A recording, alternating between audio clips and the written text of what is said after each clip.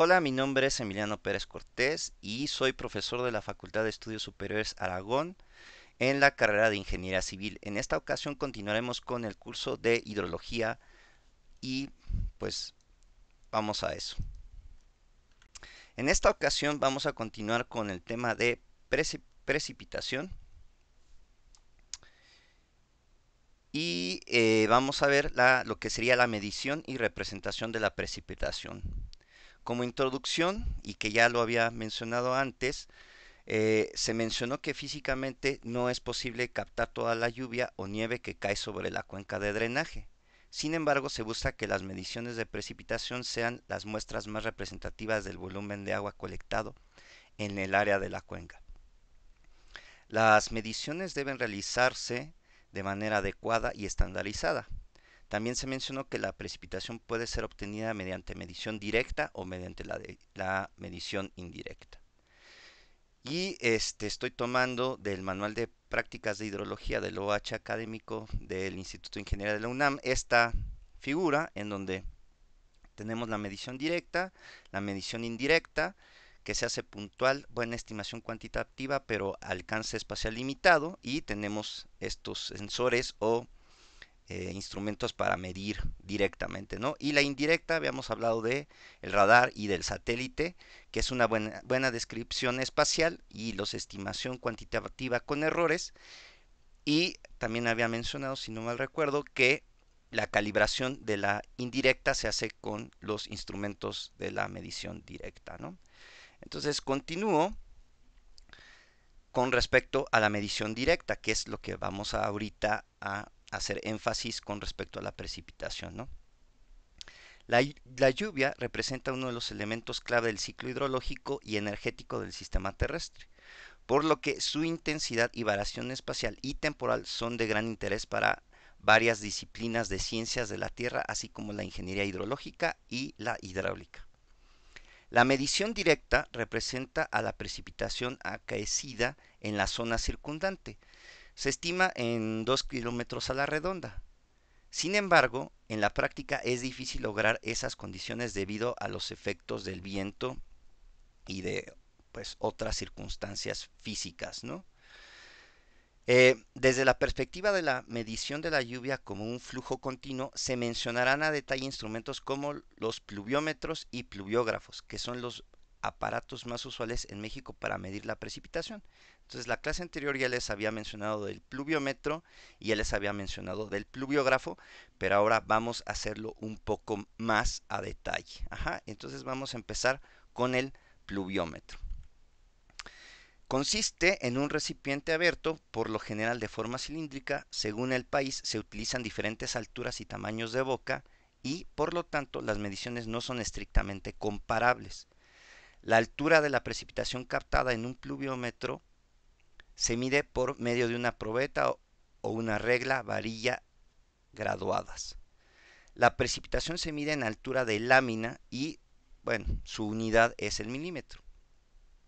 La boca de captación área subíndice C del pluviómetro es normalmente 10 veces mayor que el área del recipiente, aunque la área de la boca no, pues no incide directamente, ¿no? Pero esa es pues una norma, no recuerdo exactamente si establecida, pero por lo menos la gran mayoría de los pluviómetros aquí en México cumplen, ¿no? Así. ¿Y por qué se hace esto? Porque de este modo es posible hacer lecturas a simple vista hasta de una décima de milímetro de lluvia. Entonces, en volumen, y repito, en volumen equivale a 1 litro de agua por cada metro cuadrado. Entonces, esta lámina, que su unidad es el milímetro, en volumen equivale a 1 litro de agua por cada metro cuadrado. Entonces, ¿qué es lo que les estoy presentando en esta imagen? Empieza un fenómeno de precipitación en un cerca o en una zona que está instrumentada, en donde tengo un pluviómetro. Esta es la área de la captación del embudo y tengo mi cilindro, que finalmente es donde cae toda esa agua almacenada, ¿no? O que se va a almacenar. Entonces, se empieza a acumular esa lámina de lluvia y el técnico que toma ese dato o el observador con la regleta graduada lo que hace es medir esta, esta altura que se captó en este pluviómetro. En la regleta graduada, si él ve que se moja 1 centímetro, en la regleta graduada, y escuchen bien y espero que los espectadores se entienda porque incluso lo estoy poniendo en rojo y en verde. El técnico en la regleta graduada mide 1 centímetro de esta altura, pero el equivalente en lámina de lluvia es 1 milímetro. Ajá. Por esta condición que había dicho anteriormente, de que a simple vista hasta 1/10 de milímetro de lluvia. Ajá. Entonces, en la regleta graduada es 1 centímetro, pero equivale a una lámina de lluvia de 1 milímetro. Entonces, si yo tengo en un área cercana a esa medición, supongan que tengo un área de 1 metro por 1 metro. Entonces el área es igual a 1 metro cuadrado. Tengo la altura de precipitación, H subíndice P, o hay referencias bibliográficas que la nombran como P, nada más P, es igual a 0.001 metro. Esto es 1 milímetro pasado a metros, si se dan cuenta. Entonces, el volumen, cuando yo obtengo el volumen de esta área por esta altura de precipitación, área por la altura de precipitación, es decir, este 1 por el 0.001, me da un volumen de 0.001 metros cúbicos, lo que es equivalente a 1 litro. Entonces, ¿qué trato de decir con esto a mis alumnos y a los espectadores que están viendo este video? Que cuando se dice en las noticias la lámina de altura de lluvia, son el número de litros que caen por cada metro cuadrado en una cierta área de influencia. Ajá. Eso es lo que quiere decir. Y además, en México, los técnicos que toman esos datos lo hacen diariamente. Este instrumento toman este valor de la altura cada día a las 8 de la mañana, lo registran, vacían la probeta, la vuelven a dejar en el sitio, al día siguiente a las 8 de la mañana nuevamente vuelven a tomar el dato, si es que llovió, pues ponen la altura en milímetros y la reportan, ¿no? Entonces esto quiere decir, la lámina de lluvia, 1 milímetro equivale a 1 litro por cada metro cuadrado. Eso es lo que representa la lámina en altura de precipitación. Ahora vamos a ver el pluviógrafo de flotador. Este instrumento recolecta la lluvia y la pasa a un recipiente que contiene un flotador liviano. El movimiento vertical del flotador al subir el nivel del agua es trazado mediante una plumilla. Aquí, perdón por ponerlo de ver figura, aquí el 24 no va, una disculpa.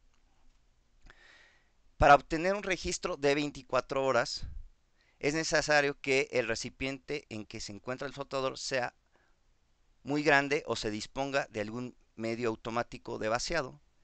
De ocurrir heladas, se puede instalar un calefactor con la cantidad precisa de calor, para impedir la formación de hielo y evitar pérdidas por evaporación. Ahora sí, aquí está la figura, repito, perdón por ese 24, se me fue. Ok, entonces yo tengo el pluviógrafo. En el pluviógrafo se coloca un papel especial que registra la lámina de lluvia respecto al tiempo. Entonces, este es un pluviógrafo de flotador. Imaginen que tenemos otra vez un fenómeno de precipitación. Entra el agua por aquí y va a entrar a este instrumento llamado pluviógrafo. Este es el papel especial que se coloca en un tambor que tiene un equipo de relojería que mide pues 24 horas, es un reloj. Ajá. Entonces este papel se coloca en ese tambor y cuando se presenta un fenómeno de precipitación, la aguja que está conectada al flotador empieza a dibujar sobre ese papel y nos genera esto que es el pluviograma. Esto. Ajá.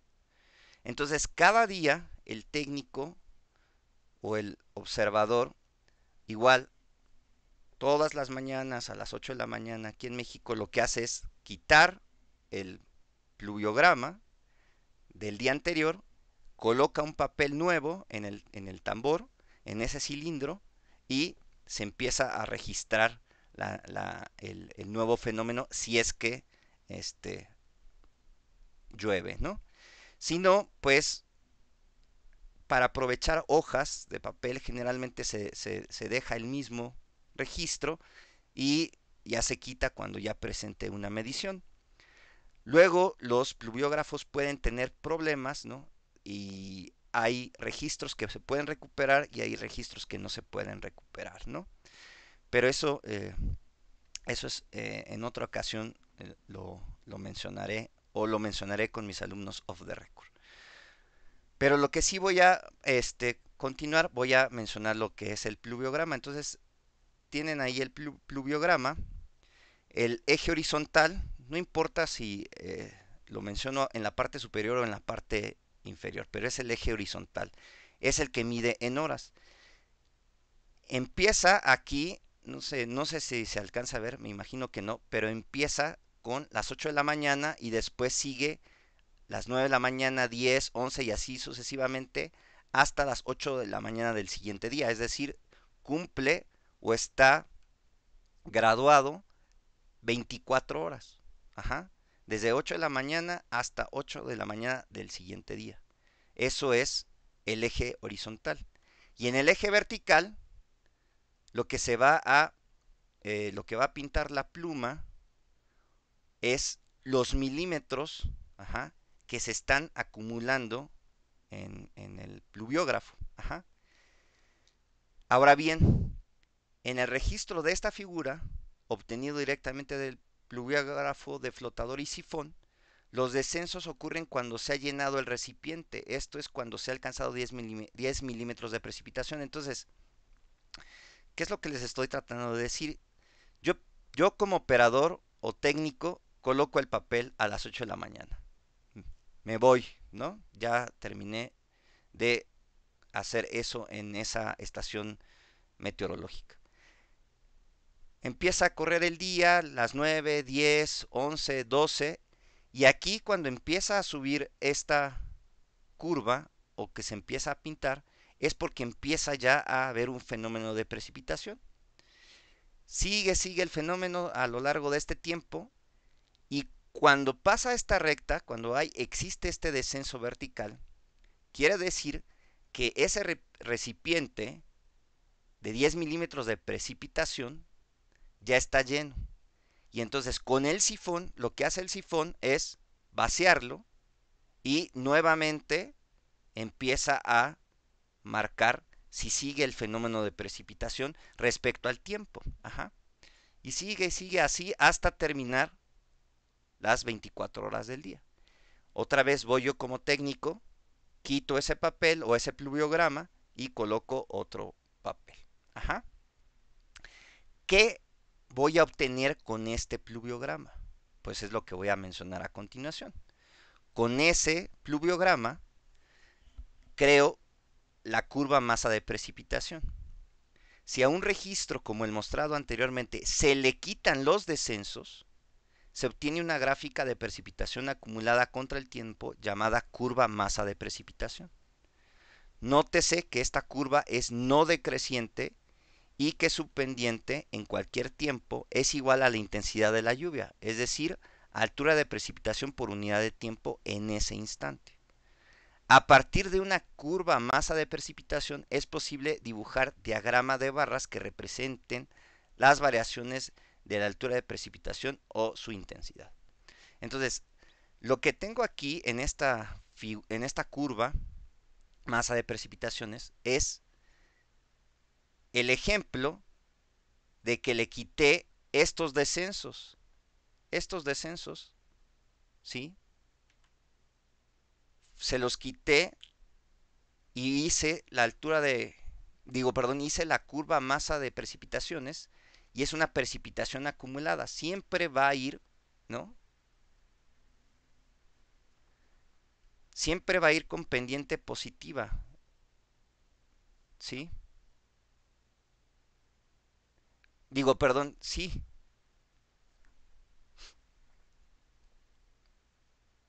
No, esta nunca va a ser decreciente, siempre va a ser creciente, ¿sí? Esta siempre va a ser creciente, no decreciente.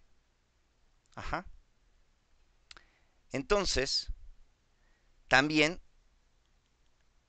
con esta voy a generar diagrama de barras, ajá, de precipitación o diagrama de barras de intensidad, ajá, que es lo que voy a mencionar a continuación. Y esas diagramas se llaman hietogramas. Un hietograma es un gráfico que expresa la precipitación recogida en n intervalos, que pueden ser iguales o no, de tiempo previamente seleccionados. Generalmente se representa como un histograma gráfico de barras, ¿no? Como el que tengo aquí. Para su elaboración se trata de un hietograma mensual o anual, perdón, para su elaboración, si se trata de un hietograma mensual o anual, bastará con disponer de datos diarios. Si se trata de un hietograma de un día o de unas horas de duración, necesitamos un pluviograma y la curva masa asociada al mismo. Este que estoy presentando aquí es un hietograma de precipitación con un delta de tiempo de una hora, que es el asociado a esta curva masa de precipitación, que esta es asociada a este pluviograma. Entonces, repito, ¿cómo es el procedimiento? Obtengo un pluviograma. Con el pluviograma hago una curva masa de precipitación y con la curva masa de precipitación creo el hietograma de precipitación. Salvo que tenga ya un instrumento que me dé directamente el hietograma, ¿sí? Que tenga un instrumento automático que me genere esto automáticamente. Salvo esa excepción. Pero, repito, para poder hacer ese proceso es así. Primero tengo el pluviograma. Con el pluviograma hago la curva masa de precipitación y en la curva masa de precipitación hago los hietogramas. Ahora bien, de los hietogramas existe el hietograma de precipitación y el hietograma de intensidades. Ajá. Entonces, ¿cuál es cuál? Este simplemente, como lo dije anteriormente, es un gráfico que expresa la precipitación recogida en n intervalos. Aquí los puse los intervalos de una hora. El delta de tiempo es una hora de intervalo. Entonces, lo que hago, este es el mismo que este, solo que voy a mencionarlo. En cada intervalo de hora, en cada intervalo de hora, yo veo cuánto fue de precipitación por cada intervalo de hora. Ajá, por eso me dan estas barras. Ahora, eso es el hietograma de precipitación. El hietograma de intensidades, lo único que hago es este valor de la barra lo divido entre el intervalo de hora que estoy adoptando. En este caso, como fue de una hora, pues me da exactamente igual. Me da exactamente igual la gráfica. Pero si tengo intervalos de hora diferentes, por ejemplo el siguiente, este es un intervalo de 3 horas, este es el hietograma de precipitación, el comportamiento es similar, pero la intensidad no. No sé si se alcanza a ver, pero por ejemplo esta barra de altura de precipitación es de 3.3. Como el intervalo es de 3 horas, pues ese 3.3 lo divido entre 3 y me queda una barra de 1.1 de intensidad. Aquí son milímetros entre hora. Aquí La unidad solo es milímetros. Ajá. Y el siguiente ejemplo que voy a mostrar es como si fuera de 6 horas. Ajá, de 6 horas. Ahora, ¿qué es lo que está pasando? Si yo tengo un delta t o un intervalo de tiempo más pequeño, pues tengo muchos más datos, ajá, que si aumento el intervalo de horas, tengo mucho menos datos, o mucho menos barras, ¿no? Menos definición en mis hietogramas. Depende del tipo de estudio hidrológico, me pueden convenir unos o me pueden convenir los otros. Ajá. Y bueno, estas son las gráficas, ¿no? O las curvas que miden y dan representación de la precipitación. Entonces, yo me despido. Aquellos que están viendo este material en el canal de YouTube y no se han suscrito, les pido que se suscriban, que den un me gusta, que lo compartan en todas las redes sociales, que hagan comentarios y bueno, yo continúo con mis alumnos of the record. Hasta luego. Gracias.